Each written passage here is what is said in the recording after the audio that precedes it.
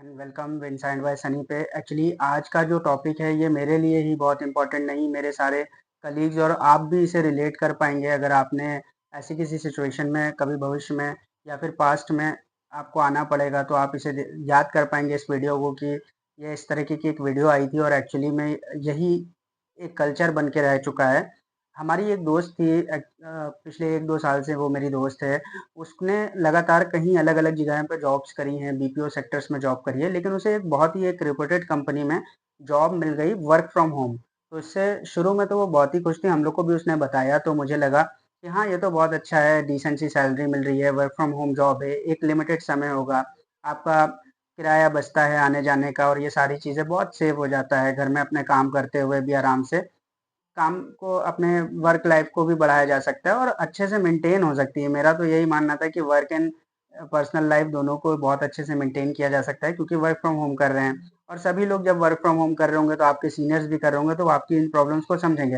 लेकिन जब शुरू के इंडक्शंस हुए हैं और आपका जब एचआर ने उनका राउंड्स क्लियर कराए हैं तब तक तो बहुत ही अच्छा था, ट्रेनिंग पीरियड भी बहुत आसानी से चला गया, बहुत हँसी मज़ाक होते थे। तो उस समय पर उसको लगा कि हाँ, मेरा ये डिसीज़न बहुत ही अच्छा होगा कि मैंने वर्क फ्रॉम होम जॉब को सेलेक्ट किया और अच्छी खासी कंपनी है, आप क्यों ही छोड़ेंगे किसी भी जॉब को। लेकिन जैसे-जैसे 3-4 महीने बीतने लगे और साथ ही में उसके 1-2 लड़कियाँ ने और भी उसमें ऐड हुई थी या फिर उनके जो पॉड्स हैं उसमें आई थी काम करने के लिए, तो उनको अलग-अलग टीम्स में डिवाइड कर दिया गया जिसमें से जो रिया लड़की थी उसने जिसमें ऐड हुई है उसका दूसरे ही तीसरे महीने से कई सारे जो उसके मैनेजर्स थे, टीम लीड्स थे, उन्होंने उसको प्रेशर देना शुरू कर दिया कि आप टारगेट्स पूरा करिए, टारगेट्स नहीं पूरे हो रहे हैं, तो आप एक्स्ट्रा काम करिए। एक्चुअली कंपनी कभी आपसे डॉक्यूमेंटेड एक्स्ट्रा काम नहीं कराती है।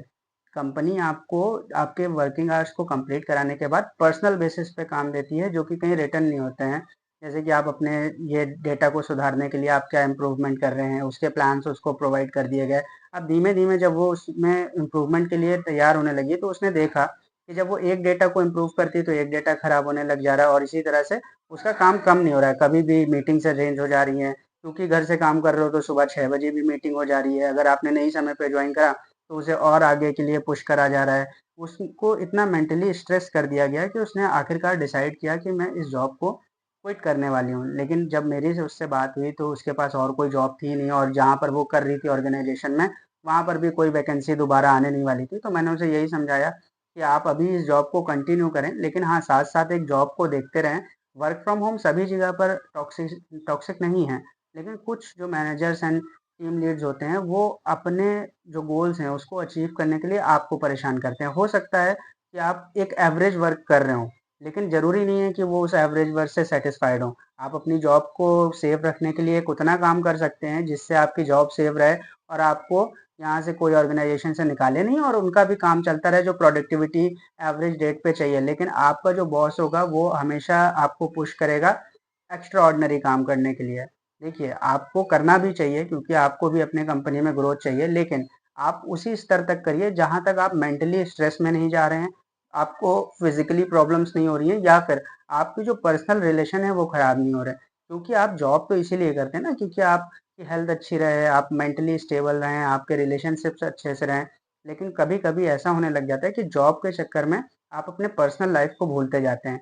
तो क बिल्कुल भी आप ऐसा मत सोचिए कि मैं बहुत अच्छा काम करूँगा तभी इसमें आपको ग्रोथ मिलेगी।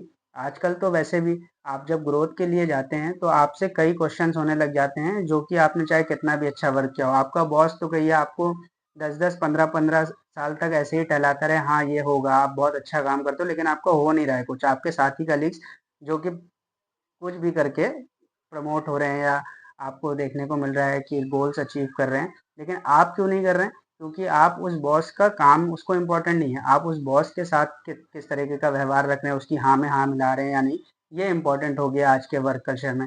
इसीलिए कॉर्पोरेट पे कोई व्यक्ति काम नहीं करना चाहता है, हमेशा वर्क करना चाहता है इंसान कि आपका गवर्नमेंट जॉब के लिए, क्योंकि गवर्नमेंट जॉब में एक सिक्योरिटी है, किसी को उसको परेशान नहीं करना पड़ता है, किसी के ज़्यादा चापलूसी नहीं करनी पड़ती है। लेकिन कॉर्पोरेट में काम तो बहुत ही कम है। ये तो हायर मैनेजमेंट ही खाली सोचता है कि काम हो रहा है निचले स्तर पर।